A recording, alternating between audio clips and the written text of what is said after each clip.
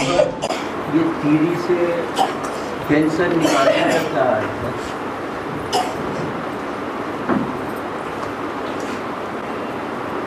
जो भूत प्रेतों की सिद्धि करने वाले होते हैं उन्हें तांत्रिक कहा जाता है। वो ऐसे ऐसे अजूबा करतब करते हैं कि हाथ में से काट के कैंसर निकाल देते हैं।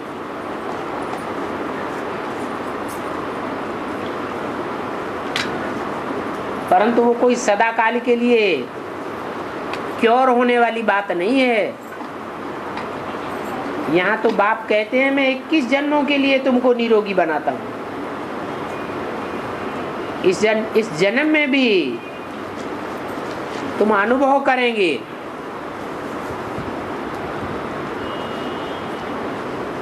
कि हमारा जो सूक्ष्म शरीर है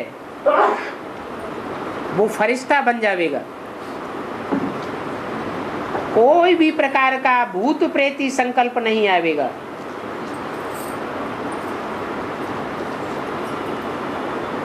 नहीं तो सूक्ष्म शरीरधारी दो प्रकार के होते हैं, एक इविल सोल और दूसरी फरिश्ताई सोल। इविल सोल वाली आत्माएं कितनी प्रवेश होकर के दूसरों को दुख देती रहती है, तो समझ जाना चाहिए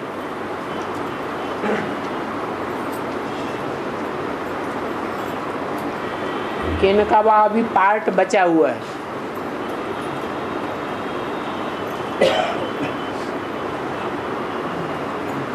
ये प्रवेशता का पार्ट इनका पूरा होगा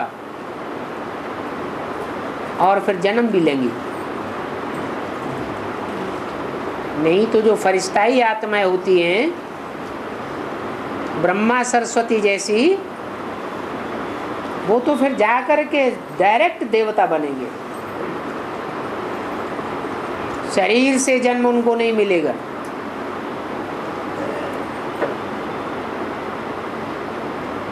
ये कैंसर आदि निकालना ये तो चमत्कारी बातें हैं। भगवान कोई चमत्कार नहीं करता है। भगवान तो आत्मा को सुधारता है। आत्मा सुधरती है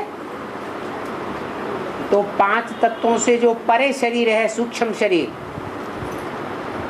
उसमें कोई रोग नहीं रहता। निरोगी काया हो जाती है, फरिश्ता बन जाता है। जो फरिश्ता सो देवता।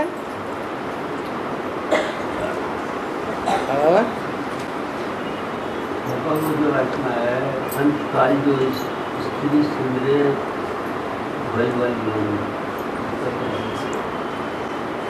जो भी मनुष्य मात्र हैं, चाहे स्त्री हो और चाहे चोले से पुरुष हो, सबके अंदर काम विकार की प्रधानता होती है। उस काम विकार की प्रधानता के कारण सारा जीवन कामुक संकल्प चलते रहते हैं, क्योंकि काम विकार की प्रधानता है, मुख्य विकार है। तो सारा जीवन जब काम विकार के संकल्प चलेंगे तो अंत मते क्या होगा है? अंत में भी वही संकल्प काम विकार की याद आ जाते हैं। पुरुष होगा तो स्त्री चोला याद आ जाएगा, स्त्री होगी तो पुरुष चोला याद आ जाएगा, और फिर अंत मते सुगते। पुरुष चोला याद आवेगा तो पुरुष का जन्म मिलेगा, स्त्री चोला याद आवेगा तो स्त्री जन्म मिलेगा। स्त्री का आकर्षण पुरुष में रहता है, पुरुष का आकर्षण स्त्री में रहता है।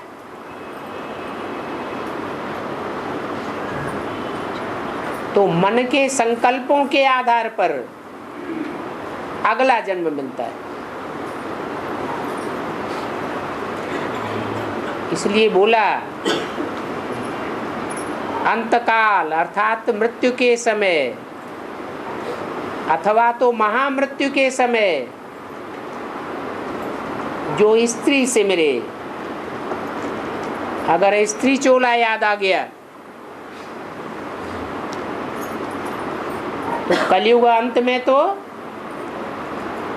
मुरली में बताया घर घर में वैश्यालय है।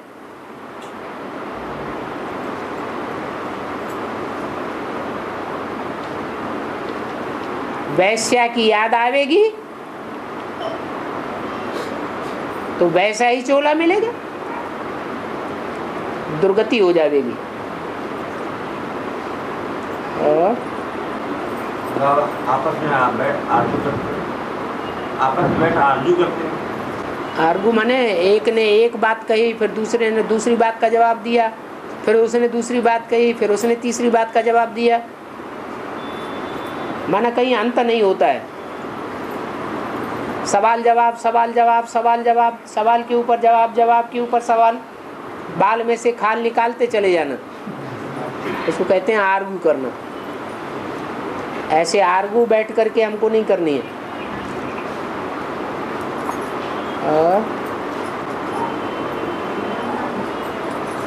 ये जो क्षति होना है क्या ये आत्महत्या नहीं है? क्षति जो हो जाती है औरतें जिंदा हाँ। जो आदमी जल जाती है क्या ये आत्महत्या नहीं है? आत्महत्या नहीं। भावना की प्रधानता की बात है। भाव प्रधान विश्व रचि राखा। जिनकी भावना में सच्चाई सी ये बात रमी हुई है और जिन स्त्रियों ने जीवन भर किसी परपुरुष का संग नहीं किया है, ऐसी उनमें जीवन भर सच्चाई रही है। और दुनिया तो पतित होती जा रही है द्वापर युग से। तो सती स्त्रियों को ये डर रहता है कि हमको कोई परपुरुष टच न कर पावे, इसलिए उनमें सतीत्व की भावना के कारण वो बल आ जाता है कि जलती हुई आग में कूदने के लिए उन्हें कोई भय पैदा नहीं होता। उमंग उत्साह से अपने शरीर को भस्म कर देती है। जहां उमंग उत्साह होती है उसे आत्महत्या नहीं कहा जाता। आत्महत्या करने वाले दुखी होते हैं लोग या उमंग उत्साह वाले होते हैं? है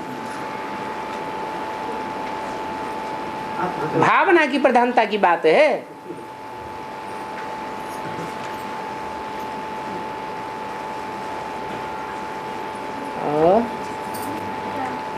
पढ़ाई जो है पिछले जन्म से लिया जाएगा 50 वर्ष के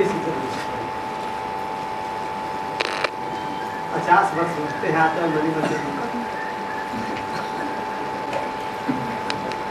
भगवान बाप जो पढ़ाई आकर पढ़ाते हैं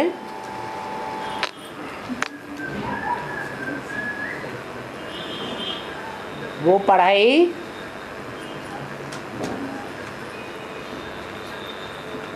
हीरो हीरोइन के लिए है पहले पहले, या सबके लिए एक जैसी है? हीरो हीरोइन के लिए मुख्य बात बोली जाती है। हाँ जी। पढ़ाई की शुरुआत कब से होती है?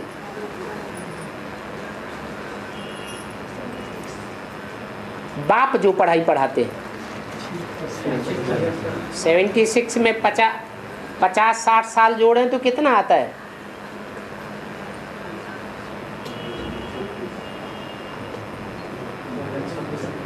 है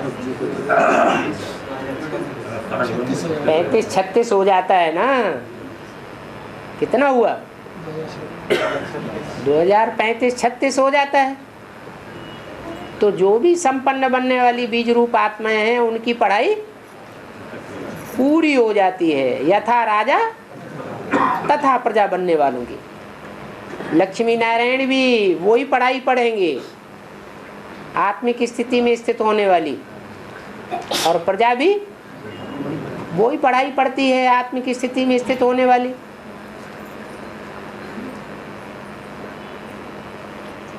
पुरुषार्थ के ऊपर मदार है। जिसने ज्यादा पढ़ाई पढ़ी, गहराई से पढ़ी, वो ऊंच पद पा लेता है। जिसने नहीं पढ़ी वो प्रजा में भी कम पद पाता है। और बाबा जनक जी को देहवान न होने के कारण विधेय कहा जाता है, और उनका एक नाम सीरत ध्वज भी है। सीरत ध्वज। सीरत शब्द का क्या अर्थ है? सीरत अपनी मुरली में मिल जाया है। क्या चीज? सीरत। सीरत और सूरत। सूरत कहते हैं जो चेहरा दिखाई पड़ता है वो है सूरत, और उस चेहरे को देखने से ही पता लग जाता है। कोई कोई बड़े बड़े हत्यारे होते हैं, बड़े बड़े दुष्ट कर्म करने वाले होते हैं, उनका चेहरा ही कितना भयानक होता है। तो सूरत को देखने से भी उनकी सीरत अर्थात कर्मों का पता लग जाता है। हाँ।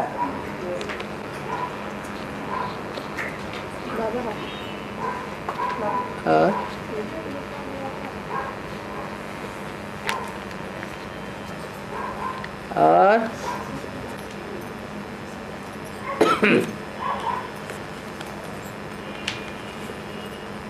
ब्रह्मा की भी आयु 100 साल गाई हुई है, और संगम युग की आयु भी 100 साल गाई हुई है।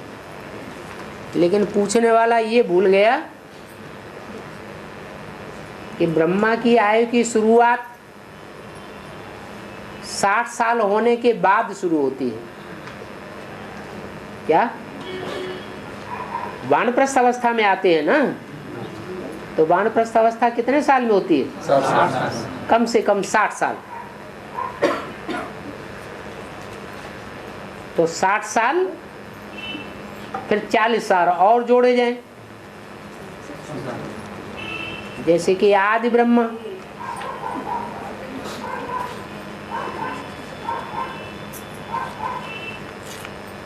तो 40 साल जोड़े गए सन 36 में, 60 साल और 40 साल जोड़े गए 76 तक, तो 100 साल हो गए। 100 साल में ब्रह्मा का मृत्युलोक खत्म हो जाता है। अब मृत्युलोक खत्म होगा तो कौन सा लोक शुरू होगा? अमर लोक शुरू होगा। तो क्या जो लक्ष्मी नारायण बनने वाली आत्माएं हैं उनका सन 76 से अमर लोक शुरू हो जाता है? हैं?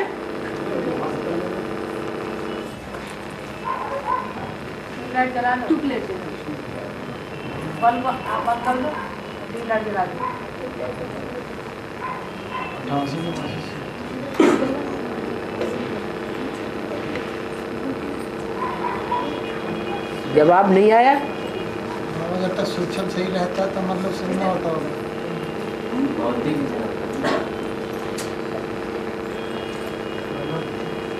जो आदि में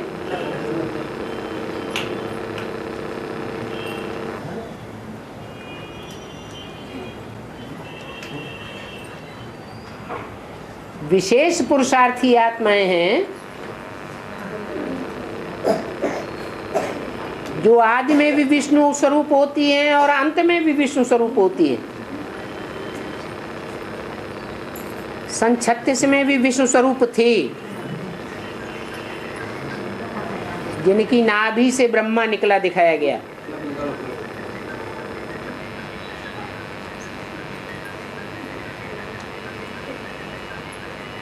उनमें शिव ने प्रवेश किया,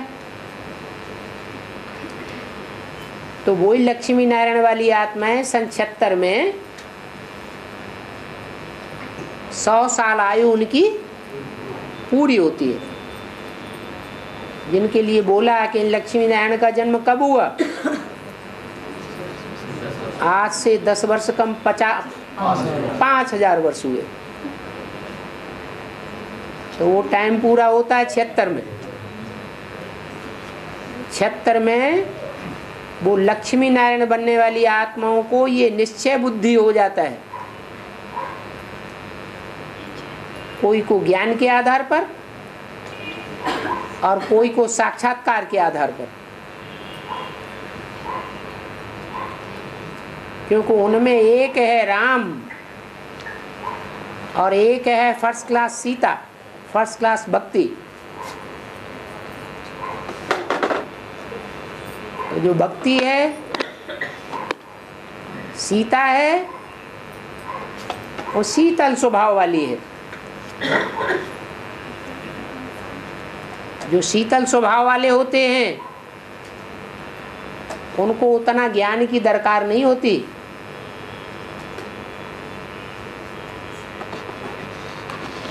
और जो जितने कामी क्रोधी होते हैं उनको जास्ती ज्ञान की दरकार होती है। तो नारायण वाली आत्मा ज्ञान से सुधरती है। उनको ज्ञान जल चाहिए लंबे समय तक, जैसे रुद्रमाला के मणकों को भी लंबे समय तक ज्ञान जल चाहिए। और जो सीता वाली आत्मा है या विजयमाला की आत्माएं हैं, वो तो जन्म जन्मांतर की पवित्र आत्माएं हैं, शीतल स्वभाव की आत्माएं हैं। उनको ज्ञान नहीं चाहिए उतना, उनको भगवान का प्यार मिलता है, साक्षात्कार होते रहते हैं और खुश बनी रहती हैं। आदि में तुम बच्चों को भी साक्षात्कार हुए, तो तुम बच्चों के लिए तो बात हो गई आदि में, सो अंत में। अंत में भी साक्षात्कार होते रहेंगे, बहलते रहेंगे, परंतु तब तक ज्ञान के आधार पर आत्मा मलिन से साफ हो जाएगी। रुद्रमाला के मणके विजयमाला में पिरोए जाएंगे, इसलिए साक्षात्कार होते रहेंगे। भक्त आत्माओं को साक्षात्कार होते हैं या ज्ञानी आत्माओं को साक्षात्कार होते हैं? भक्त आत्माओं को साक्षात्कार होते हैं। तो राम है एक और बाकी सब हैं भक्तियां या सीताएं। उन सीताओं में जो अव्वल नंबर सीता है वो सन 76 से साक्षात्कारों के आधार पर खुशी में रहती है, और राम वाली आत्मा ज्ञान के आधार पर, ज्ञान की पराकाष्ठा के आधार पर खुश रहती है। तो आत्मा के लिए अमरलोक कहें या मृत्युलोक कहें, जैसे कि अमरलोक की शुरुआत हो जाती है और अमर रहने और मृत्यु को पाने का बेहद का अर्थ भी है। निश्चय बुद्धि है तो अमर है, अनिश्चय बुद्धि है तो मृत्यु को पाया हुआ है। तो राम वाली आत्मा की ये शिफ्ट है, एक ही राम है, बाकी सब है सीताएं। कि 76 के बाद एक बार निश्चय हो गया तो अंत तक अनिश्चय की कोई बात नहीं होती। इसलिए उनके लिए कहेंगे अमरलोक की शुरुआत। 100 साल उनका पूरा हुआ, 60 साल में वानप्रस्थ अवस्था में सुप्रीम सोल प्रवेश करता है और 40 साल अगले, वो 40 साल पूरे होते हैं। 100 साल में ब्रह्मा की आयु मृत्युलोक में खत्म हो जाती है। ऐसे ही दादा लेखराज ब्रह्मा में कब से प्रवेश शुरू हुआ है? 46-47 से कराची से मुरली निकलती चली आई है। पहले बाबा मुरली नहीं चलाते थे, 10-15 पेज बैठ लिखते थे, बाप लिखाते थे कोई के द्वारा। इसे साबित हुआ कि ब्रह्मा बाबा के द्वारा मुरली नहीं चलती थी। कब से मुरली चलना शुरू हुई? जब हिंदुस्तान पाकिस्तान का बंटवारा हुआ और जो 7-7 तालों के अंदर बंद थी सिंध हैदराबाद में, उनको निकल करके भागने का मौका मिला अचानक, और सब जाकर के बाबा के पास इकट्ठी हो गई। तो बाबा का नशा बढ़ गया, निश्चय भी पक्का हो गया और शिव ने प्रवेश न कर लिया। हिम्मते बच्चे मदद बाप हो गया। तो सन 47 में दादा लेखराज ब्रह्मा में प्रवेशता साबित होती है। उस समय वो 60 साल के थे, तो 40 साल और ऐड किए, कब पूरा होता है?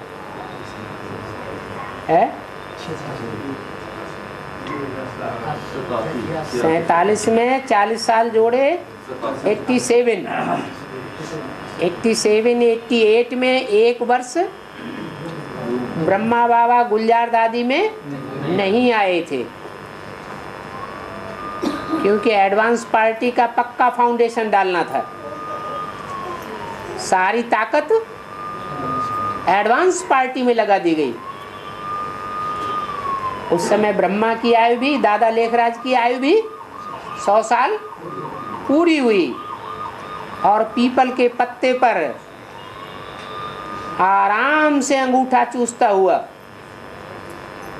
कृष्ण बच्चा नई सृष्टि में दिखाई देता है। माना ये संसार रूपी सागर है, विषय सागर है, और इस विषय सागर में पीपल के पत्ते की नवैया है, जिसको घड़ी घड़ी निश्चय अनिश्चय आता रहता है। पीपल का पत्ता किस बात में प्रसिद्ध है? पीपल पात सरिस मन डोला।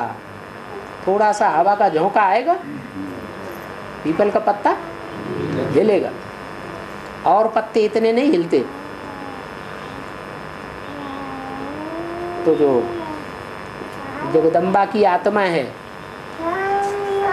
वो पहले पहले सरेंडर तो हो जाती है, लेकिन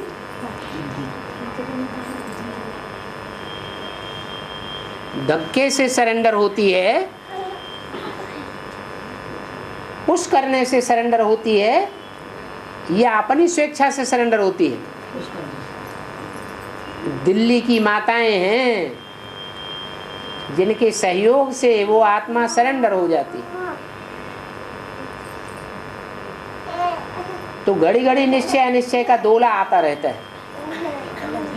इतनी हल्की नवैया है, नवैया माने शरीर रूपी नैया, और इतना बड़ा विषय सागर है। उस विषय सागर में पीपल के पत्ते रूपी छोटी सी नैया पर कृष्ण रूपी बच्चा, जो 100 साल आयु ब्रह्मा की हो जाती है, वो 100 साल पूरी कर लेता है। कब? 87 में। तो 88 से वो भक्ति मार्ग में चित्र दिखाया हुआ है। पीपल के पत्ते पर कृष्ण आया, आत्मिक स्मृति का अंगूठा चूसते हुए। गर्भ महल में दिखाते हैं, गर्भ जेल में नहीं दिखाते। माने उसको भी कोई भी प्रकार का दुख दर्द महसूस होने की बात नहीं होती। तो ब्रह्मा वाली आत्मा, उसके लिए 100 साल पूरे होते हैं 87 में। प्रजापिता वाली आत्मा, उसके लिए 100 साल पूरे होते हैं 76।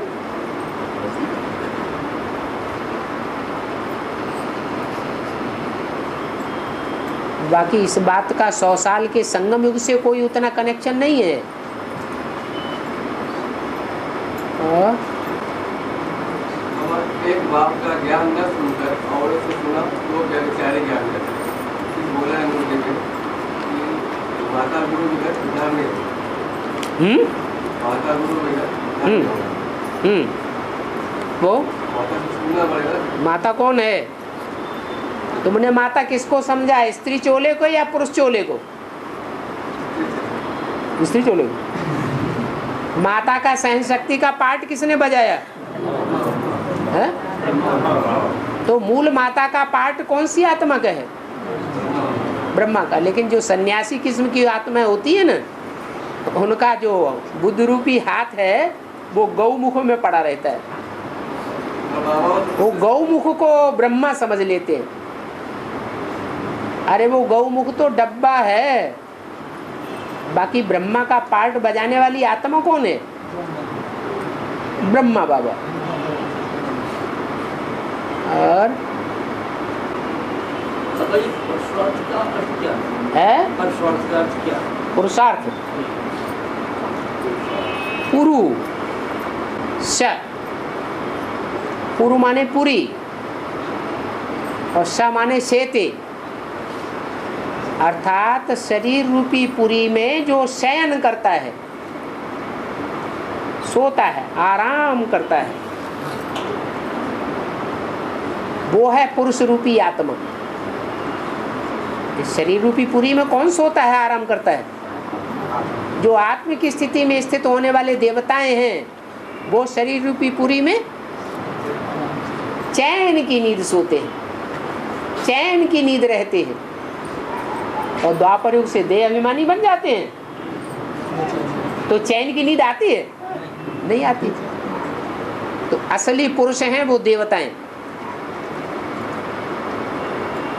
पुरुष और पुरुषार्थ। पुरुष का अर्थ क्या हुआ? शरीर रूपी पुरी में सोने वाली आत्मा, और आत्मा के अर्थ जो किया जाए सो पुरुषार्थ। शरीर के अर्थ किया जाए सो पुरुषार्थ नहीं। शरीर का पेट भरने के लिए धंधा करते हैं, कोई काम है, हम ईश्वरीय सेवा ही तो करते हैं। हम अपनी आत्मा का कल्याण करने के लिए धंधा करते हैं। तो क्या ये बात सत्य है? उसे पुरुषार्थ कहेंगे? नहीं। पुरुषार्थ उसी को कहा जाता है जो पुरुष अर्थात आत्मा के अनेक जन्मों का कल्याण करे, ऐसा कर्म, वो पुरुषार्थ है। शरीर के लिए जो किया जाता है उससे तो एक जन्म का कल्याण होगा, और पुरुष रूपी आत्मा के लिए जो किया जाता है उससे अनेक जन्मों का कल्याण होता है। उसे कहते हैं पुरुषार्थ। बाबा जैसे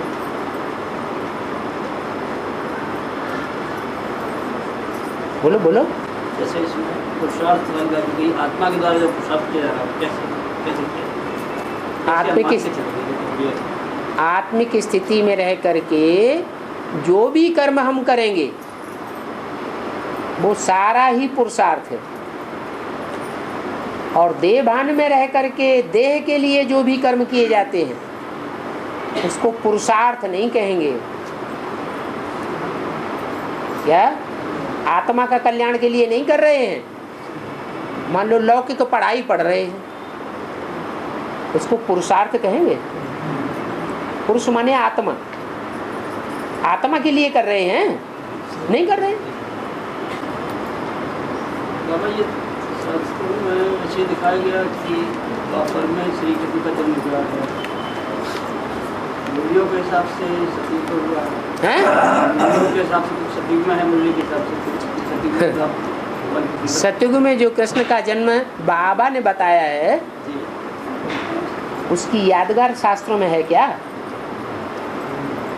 शास्त्रों में संगम युग की यादगार है या सतयुग त्रेता की यादगार? कहाँ के कर्म की यादगार है? तो संगम युग में सन 87 में कृष्ण की सोल जो पीपल के पत्ते पर दिखाई गई है विषय सागर में, वहाँ से कृष्ण की यादगार शुरू होती है। वो गर्भ में आया क्या? सन 87 से कहाँ आया? गर्भ में आया। फिर शास्त्रों में दिखाया है कि कृष्ण 10 महीने से भी ऊपर हो गया तब जाकर उसका जन्म हुआ। तो सन 87-88 में 10 साल जोड़ दो, 97-98 आया। 98 में 87-88 में तो त्रेता युग की शूटिंग पूरी हुई और 88 के बाद 98 तक 10 वर्ष में द्वापर युग की शूटिंग पूरी होती है।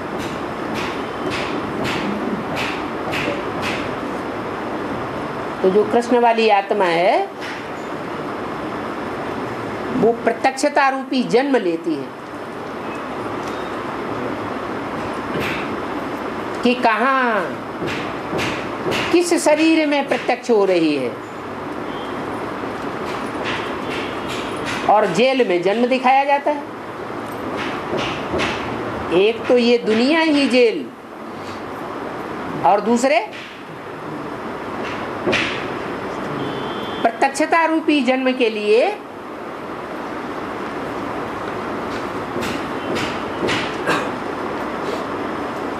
डबल जेल का अधिकारी भी बन जाता है। कैसे? आज की दुनिया में जो आवाज़ फैलती है वो अच्छी बात की आवाज़ जल्दी फैलती है या ग्लानि की आवाज़ जल्दी फैलती है? ग्लानि की आवाज़ जल्दी फैलती है। कृष्ण पहले काला या कृष्ण पहले गोरा? तो काला कृष्ण जो है वो ग्लानि के आधार पर पहले अखबारों में संसार में प्रत्यक्ष होता है।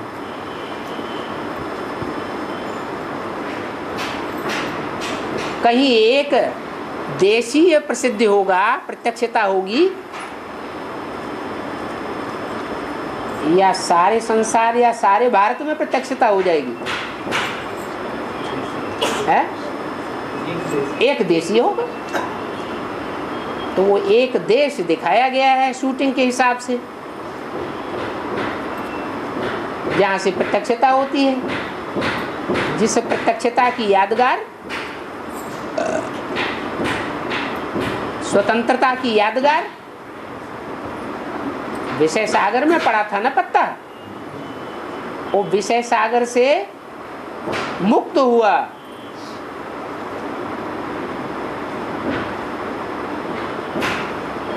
तो विषय सागर जो है वो ये संसार हो गया और उस संसार से मुक्त हुआ माने गर्भ जेल से मुक्त हो गया। वो ज्ञान गर्भ जेल है तो प्रत्यक्षता हुई, जिसको लोगों ने कह दिया है कृष्ण। तो द्वापर युगी शूटिंग के अंत में प्रत्यक्ष होता है, तब महाभारत युद्ध भी होता है। इसलिए शास्त्रों में लिखा हुआ है आज से 5000 साल पहले द्वापर युग चल रहा था जब कृष्ण ने आकर के महाभारत युद्ध कराया। तो शूटिंग की बात है या द्वापर युग की बात है? शूटिंग की बात है। शूटिंग के पीरियड में ऐसा टाइम आया जहां की यादगार 15 अगस्त स्वतंत्रता दिवस मनाया जाता है। जेल से वो आत्मा स्वतंत्र हो गई, अंदर की भी विकारों की जेल है और बाहरी की जेल दुनिया तो है ही है, तो डबल जेल से मुक्त होती है। और वो 15 अगस्त ही नहीं होता, भक्ति मार्ग के हिसाब से जन्माष्टमी भी मनाई जाती है। वो 98 का एक ही दिन ऐसा आया है जो जन्माष्टमी भी होती है और 15 अगस्त भी होता है। इसलिए शास्त्रों में दिखाया गया है कि द्वापर के अंत में कृष्ण ने जन्म लिया और लड़ाई की शुरुआत हुई। वास्तव में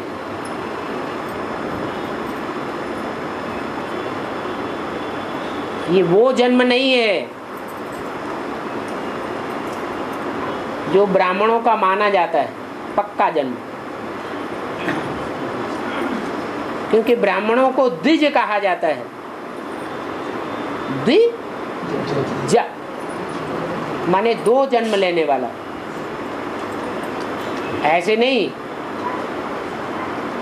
कि लौकिक दुनिया से निकले, बेसिक ज्ञान में आ गए, 1 जन्म हो गया। नहीं, वो तो 1 जन्म हुआ ही नहीं, अपनी आत्मा के पार्ट को पहचाना ही नहीं।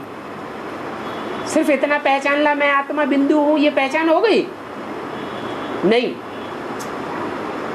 ये पहचान हो इस सृष्टि रूपी रंगमंच पर मेरा ऊंच से ऊंच पार्ट क्या है पहले जन्म का, जिसे एक्स्ट्रा ऑर्डिनरी जन्म कहा जाता है शास्त्रों में। वो पहचान कृष्ण की आत्मा को होती है।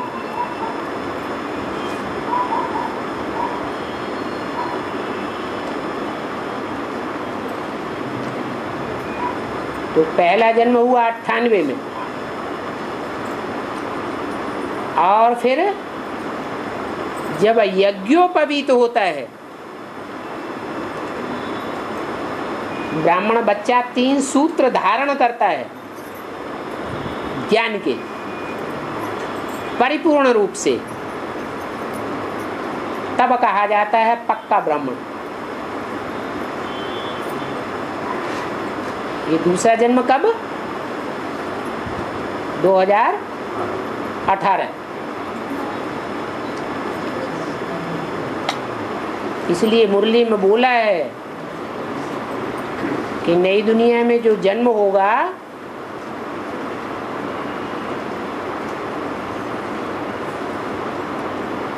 और बच्चा जब गद्दी पर बैठेगा वो 18-20 साल का होगा तब बैठेगा।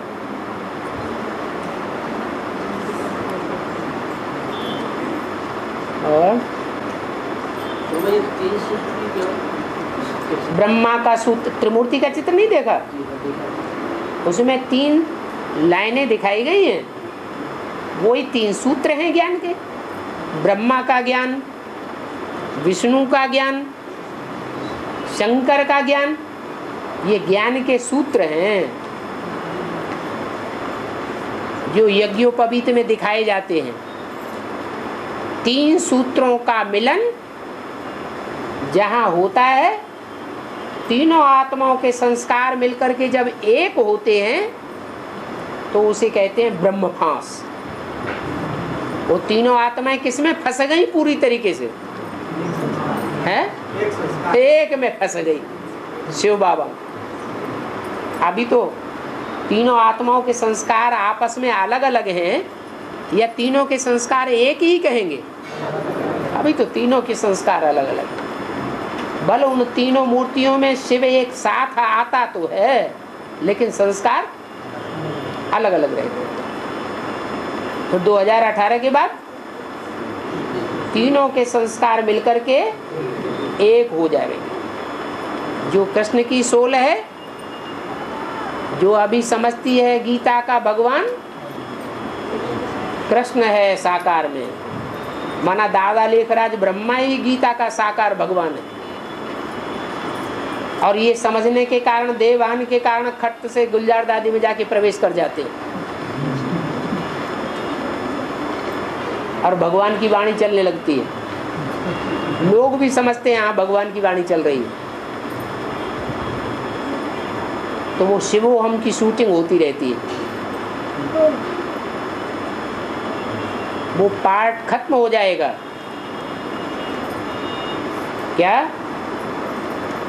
कृष्ण भगवान नहीं रहेगा फिर बुद्धि में, दादा लेखराज की आत्मा की बुद्धि में। गीता का साकार भगवान कौन हो जाएगा? शिव शंकर भोलेनाथ भगवान, ये समझ में आ जाएगा। तो संस्कार जैसे कि एक हो गए। ये बड़ी से बड़ी भूल है, एक अज भूल। एक भूल को सुधार लिया तो सब भूलें सुधर जाएंगी।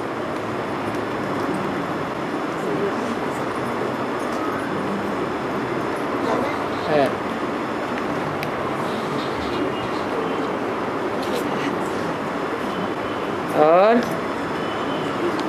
ये लंबा लंबा लिखते हो, ये कौन पढ़े बैठ कर?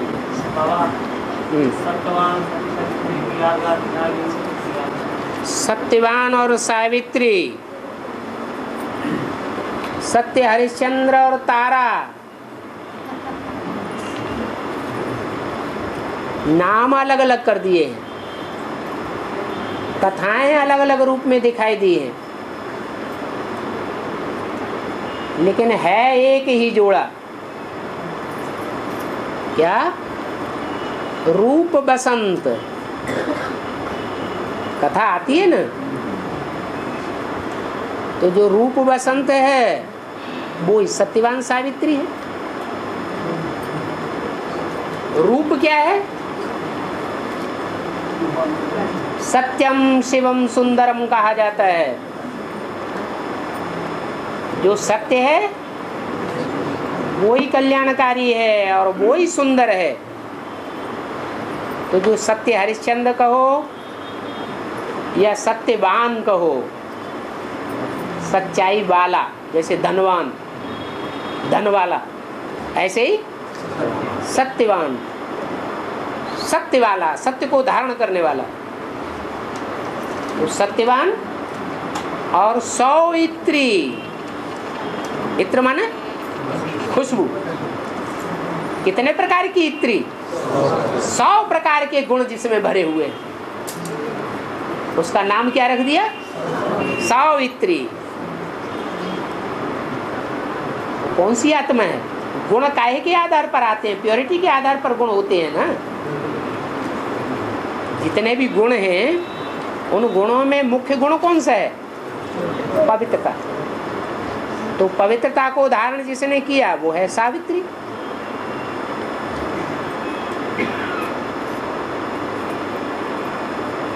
तो सत्यवान सावित्री की कथा कहो, सत्य हरिश्चंद्र की कथा कहो, रूप बसंत की कथा कहो, वो लक्ष्मी नारायण की कथा है। और तुम कह सकते हो रामायण की सारी कथा भारत पर है, सिर्फ समझाने का अक्ल चाहिए। फिर बोला कि शास्त्रों में सब भूसा भरा हुआ है। क्या जो बात शास्त्रों की बाबा मुरली में बोलते हैं वो है बसर और बाकी सब भूसा। मुरली में कुछ शास्त्रों की बातें बोली हैं और ये बात भी बोली है। क्या? तो बाबा ने जो कुछ शास्त्रों का उदाहरण दिया वो सब है बसर, माने दाना है, सार, और बाकी सब निस्सार। तो बाबा ने तो कुछ गलत नहीं बोला। बाकी हाँ ये भी बोला है कि महाभारत, भागवत और रामायण में जो लिखा हुआ है उसको तुम बच्चे टैली कर सकते हो संग में। ये नहीं कहा टैली करो, कर सकते हो अगर तुम्हारे पास फालतू टाइम है।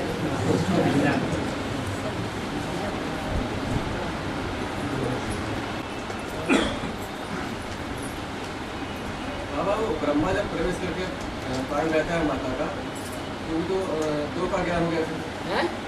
जो बाप के रूप में सुनता है ज्ञान, वो अव्यभिचारी ज्ञान है। हैं? आप जो सुनाते हैं वो एक से, तो वो अव्यभिचारी ज्ञान है। मतलब ब्रह्मा प्रवेश करके सुनाता है तो वो 2 हो गए ना। ब्रह्मा किस में प्रवेश करके सुनाता है? जगदम्बा वाली श्लोक में। जगदम्बा वाली स्वर में कोई प्रवेश करके ज्ञान सुनाता है? सुना रहा है अभी? तुम्हारे पास आया क्या? तो अव्यभिचारी ज्ञान के तुम्हारे पास कोई VCD आ गई क्या? CD आ गई क्या? कैसेट आई? हैं? जगदम्बा ही जगदम्बा बुद्धि में भरी हुई। बाबा ने तो कहा विजयमाला का आवाहन करो। इसका आवाहन करो, विजयमाला का। ये कहा कि जगदम्बा का आवाहन करो?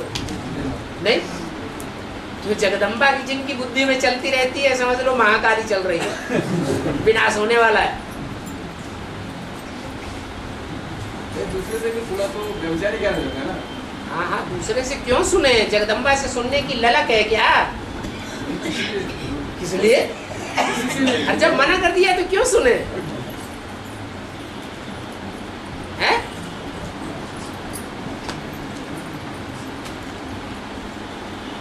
दूसरे की बात कहाँ आ जाती है? पढ़ाई तो एक से पढ़नी है।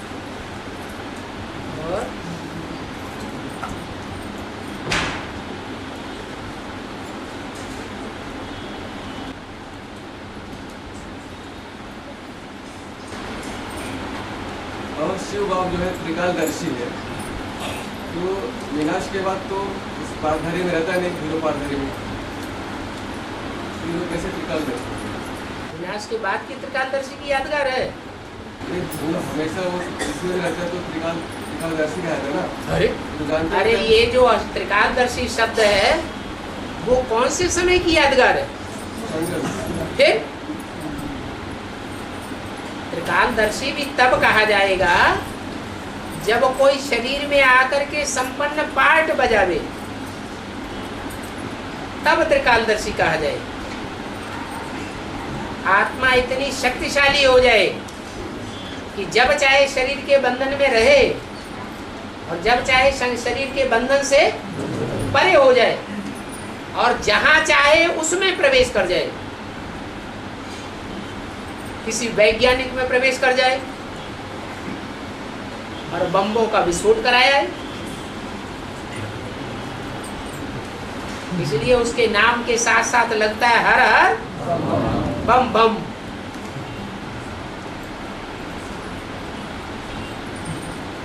ये बम फोड़वाने वालों का ग्रुप है। और वैज्ञानिकों में इतनी ताकत नहीं है जिन्होंने एटम बम बना के रखे तो उनका वो विस्फोट कर सके। उनकी आत्मा तो बहुत कमजोर है देह अभिमान के कारण। देह अभिमान की पावर से एटम बम बनाए हुए हैं दुनिया का विनाश के लिए, कि आत्मा अभिमान की पावर से बनाए हैं? देह अभिमान की पावर से बनाए। इसलिए उन कमजोर आत्माओं में तो ये पावरफुल आत्माएं प्रवेश करती हैं और उनकी बुद्धि को घुमाई देती हैं। धड़ाक से बमों का विस्फोट हो जाता है।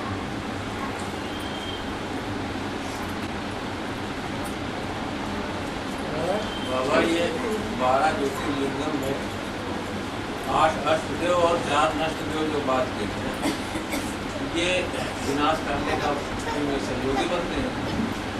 और बाबा ने बोला है कि ये चारों जब दर्शी ज्ञान उठाते हैं तो बाबा का विरोध भी करते हैं। विरोध भी करते हैं, नहीं विरोध ही करते हैं। विरोध करने के बाद ये 12 ज्योतिर्लिंगम में भी शामिल होते हैं। ये तो नहीं कहा कि यही 12 होंगे, उन जैसे भी हो सकते हैं कोई, लेकिन 4 ऐसी आत्माएं हैं जरूर जो अष्टदेवों की लिस्ट में नहीं है। उनका पार्ट 12 है ना। 12 में 4 हैं स्थापनाकारी और 4 हैं पालनाकारी और बाकी 4 हैं विनाशकारी। तो जिन्होंने अपने पुरुषार्थी जीवन में सारा पुरुषार्थी जीवन जैसा पुरुषार्थ किया होगा, अंत समय में भी कैसा पुरुषार्थ करेंगे, वैसा ही करेंगे।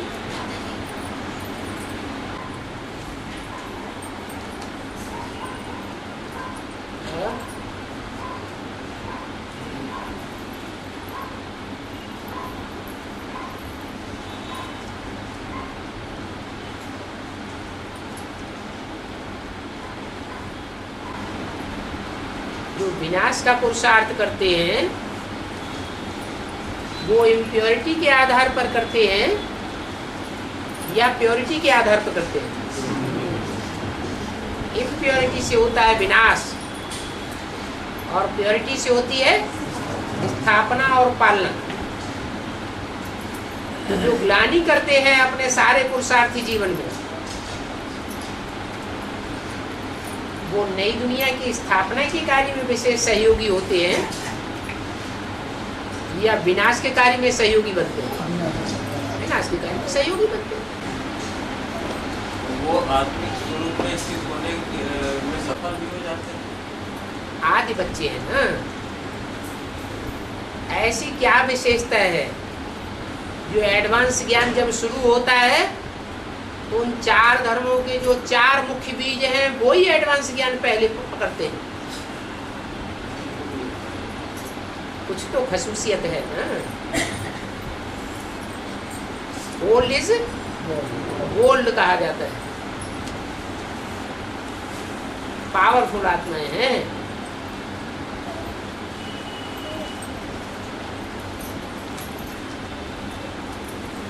बाकी पद नंबरवार बन जाता है। राम की राजगद्दी दिखाई जाती है तो चारों भाइयों का एक जैसा पद है क्या? नहीं, एक राजगद्दी पे बैठा हुआ है, दूसरा पांव के नीचे पांव पखार रहा है, तीसरा चमर डुला रहा है, चौथा छाता पकड़े खड़ा है, छत्र छाया लिए। तो दास दासी का कर्म हुआ या राजा बनने का कर्म हुआ? ये रिजल्ट जब निकलेगा तब ये परिवर्तन स्पष्ट देखेंगे और उन्हें इसी बात में खुशी होगी कि मेरा अच्छा पार्ट है, मैं राम की आत्मा के नजदीक तो हूं।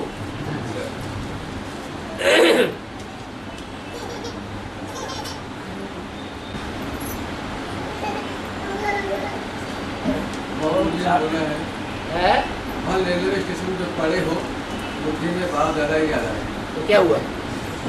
खास करके रेलवे स्टेशन पे तो जात जात की आत्माएं इकट्ठी हुई पड़ी होती।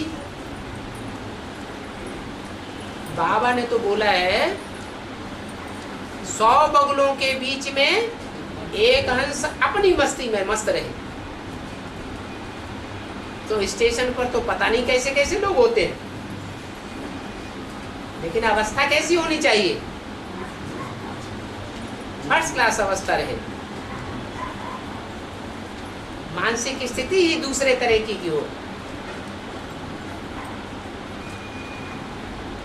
औरों की तरह मेंटलिटी ना हो।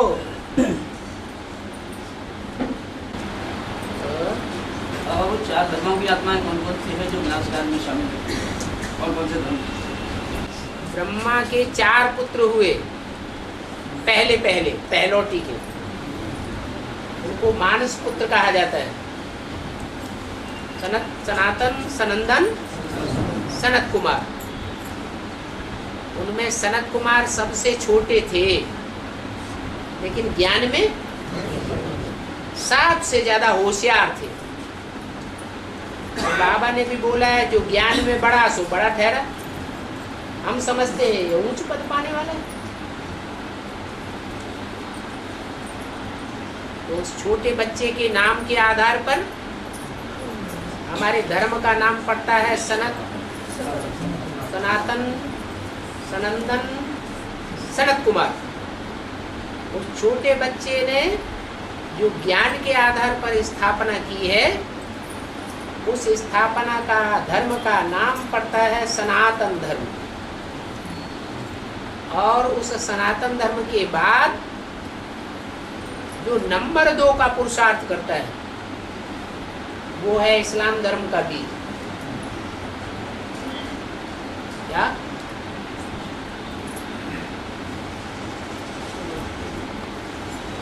सनातन सनंदन 3 और रह गए ना। ऐसे ही रामायण में राम के 4 भाई दिखाए हैं, राम, भरत, लक्ष्मण और शत्रुघ्न। जो भरत है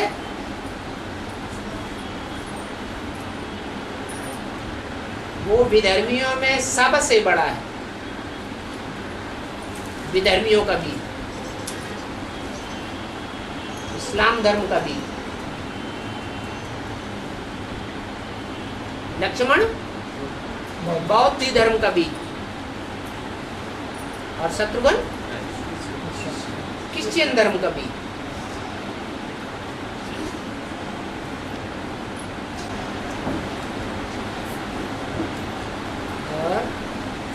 बाबा ये पूछ रहे हम तो कि वो 4 जो धर्मों की आत्माएं जो विनाश काल में शामिल होती हैं वो कौन सा? बता तो दिया, विधर्मी कौन कौन इनमें 4 हैं? 3 विधर्मी हैं, तो वो विनाशकारी साबित हो गए। और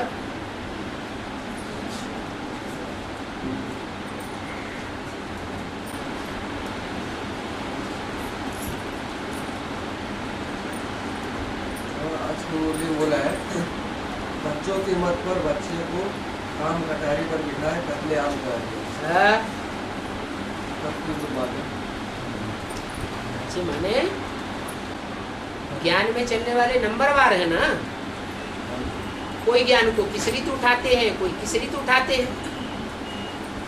जो अच्छे पुरुषार्थी हैं वो तो कहेंगे नहीं कि बच्चों की शादी करना चाहिए, लेकिन जो कच्चे पुरुषार्थी होते हैं वो खुद तो ज्ञान में चलते हैं, लेकिन लोकलाज से प्रभावित होकर बच्चों की शादी कराते रहते हैं। वो बच्चे नहीं है क्या है? ज्ञान में चलने वाले बच्चे तो है ना, तो उन बच्चों की मत से प्रभावित हो जाते हैं। लोकलाज से प्रभावित होने के कारण अपने बच्चों का सत्यानाश कर देते हैं। बोला कि कुछ देवताओं का फर्नीचर भी कुछ होता है। और क्या, उनके रहने का स्थान, उनके रहने के संगी साथी सब ऊंची स्टेज वाले होंगे या नीची स्टेज वाले होंगे, सब कुछ उनको अच्छा ही अच्छा मिलेगा।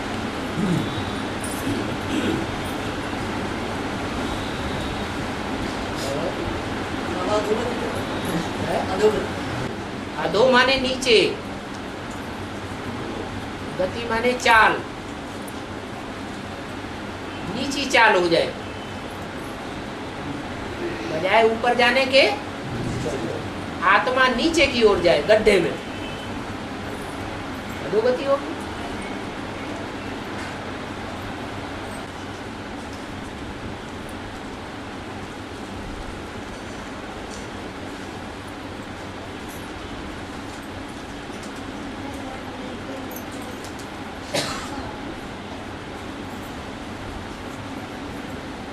लिखकर तो दिया है, वसुदेव की 2 पत्नियां दिखाई गई, देवकी और रोहिणी। तो रोहिणी का पार्ट किसका है? बाबा ने पार्ट बताने के लिए बोला है क्या है? बाप दादा कोई का पार्ट नहीं बतावेंगे, ना कागज पर लिखकर बतावेंगे, ना बोर्ड पर लिखकर बतावेंगे। अपनी अपनी चलन से, अपनी अपनी वाचा से, दृष्टि से, वृत्ति से, अपने कर्मों से अपने पार्ट को स्वतः ही हर आत्मा प्रत्यक्ष करेगी।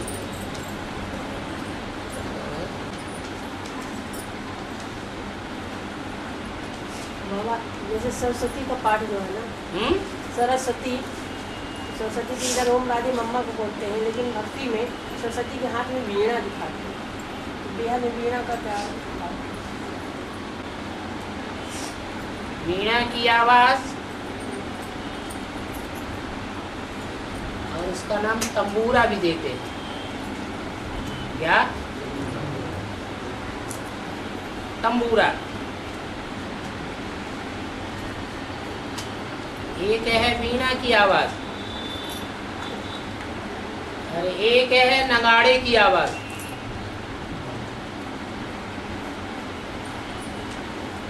क्या अंतर है? वीणा की आवाज तो मधुर होती है, लेकिन अंदर की अंदर ही झनकार के रह जाती है। और नगाड़े की आवाज चारों ओर फैलती है।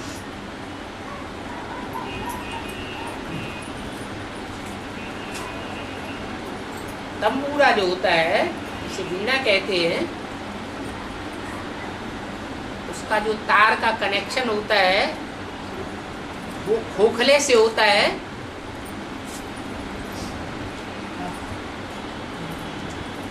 जो गोल गोल लौकी होती है ना, उस गोल लौकी का खोखला होता है, उस खोखले से कनेक्शन होता है। माना ब्रह्मा के द्वारा जो ज्ञान सुनाया गया,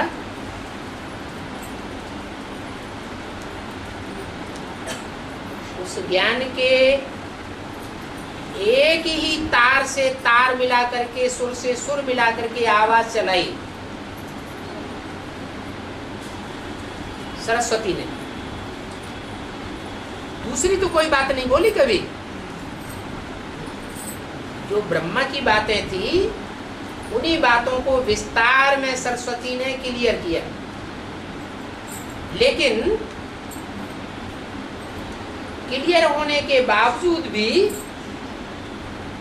वो सार सामने आया जो आना चाहिए, नहीं आया। क्यों नहीं आया?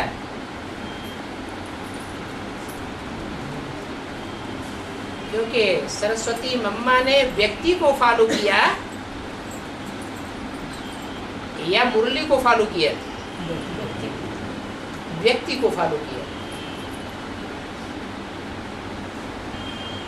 इसलिए कहते हैं एक तार से बोलो,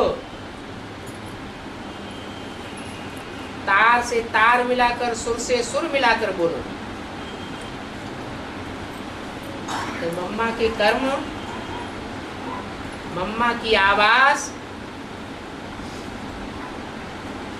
ब्रह्मा के कर्म को और ब्रह्मा की आवाज को काटने वाले थे या सहयोग देने वाले थे? सहयोगी थे।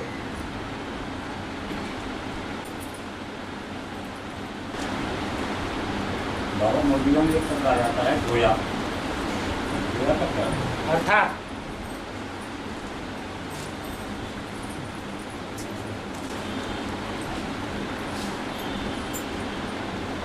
गोया उर्दू का शब्द है, अर्थात हिंदी का शब्द है।